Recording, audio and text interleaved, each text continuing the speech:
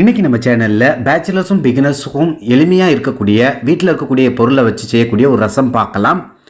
அதை செய்கிறதுக்கு ஒரு பாத்திரம் எடுத்து வச்சுக்கோங்க. அதில் ஒரு நெல்லிக்காய் சைஸ் புளியை நம்ம ஊற போட்டுக்கலாம். நான் இன்றைக்கி 4 பேர் சாப்பிட்ற அளவுக்கு இந்த ரசம் செய்ய போகிறேன்.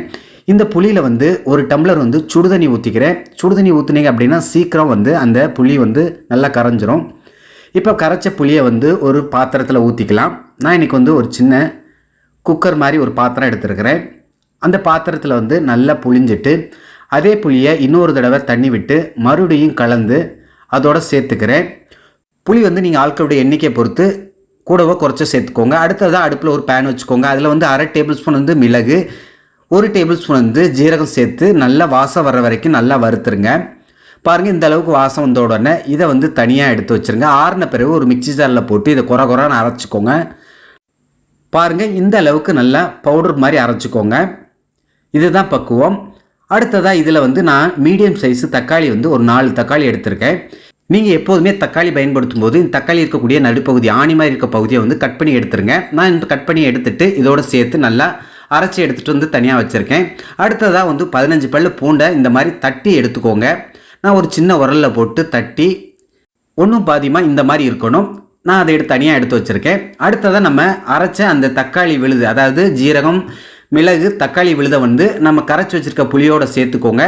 கூடவே நம்ம தட்டி வச்சுருக்க பூண்டு பல்லையும் அதோடு சேர்த்துட்டு 1/2 டேபிள் ஸ்பூன் மஞ்சள்தூள், 1/2 டேபிள் ஸ்பூன் மல்லித்தூள், இப்போ தேவையான அளவு உப்பு சேர்த்துட்டு தேவையான அளவு தண்ணியும் சேர்த்துட்டு நல்லா கலந்து விட்டுருங்க.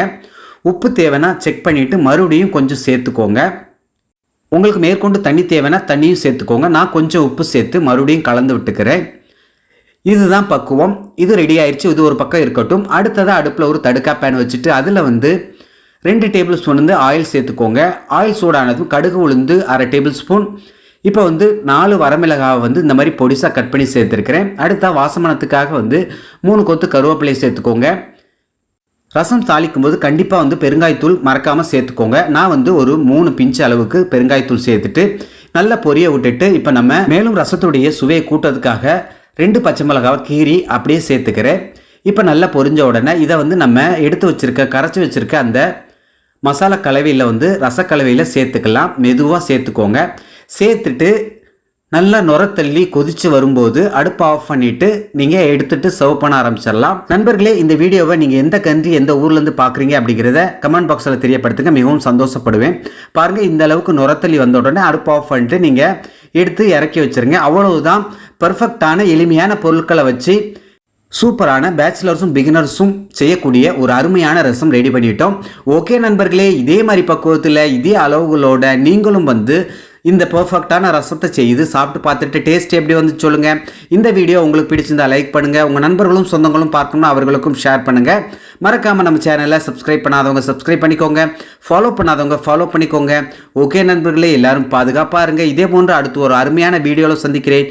Take care. Bye bye. Thank you.